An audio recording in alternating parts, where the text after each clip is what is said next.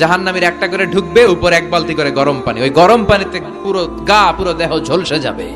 এরপরে ফেরেশতারা হাতুড়ি নিয়ে দাঁড়িয়ে থাকবে, পিটানো শুরু করবে। পিটাতে পিটাতে মাসেল গুলোর হাড্ডি গুলো থেতলে যাবে। জাহান্নামের আগুনে জ্বলতে জ্বলতে যখন চামড়া গুলো গোশতে গুলো ঝলসে যাবে, রব্বুল আলামিন নতুন করে চামড়ার গোশত গায়ের মধ্যে ফিট করে দিবে।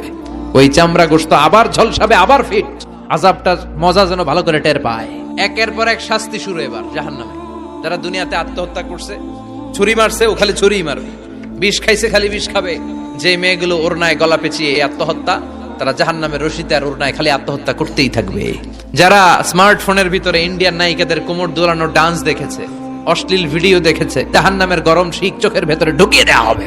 যারা মিথ্যা বলতো, ওদেরকে এক লাইন জাহান্নামের ছুরি দিয়ে কুচি কুচি করে জিহ্বাটা কাটা হবে। অন্যের জমি মেরে খেয়েছে এরকম ডাকাই তাছাড়া নাই, 7 জমিন ওর কাঁধে তুলে দেওয়া হবে। এবার ঘাড়ে কর। গিবত করে চগল খড়ি আছে না নাই? তাদেরকে আল্লাহ জাহান্নামের তামা দিয়ে নখ বানায় দিবে, আগুন ঝরবে ওটা থেকে। নিজেরা নিজের গালের গোশত আর বুকের গোশত টেনে কুড়ে কুড়ে খাবে। ওদের ব্যথার চিৎকারে পুরো জাহান্নামটা থারথার করে কাঁপে। যারা যাকাত দেয় নাই,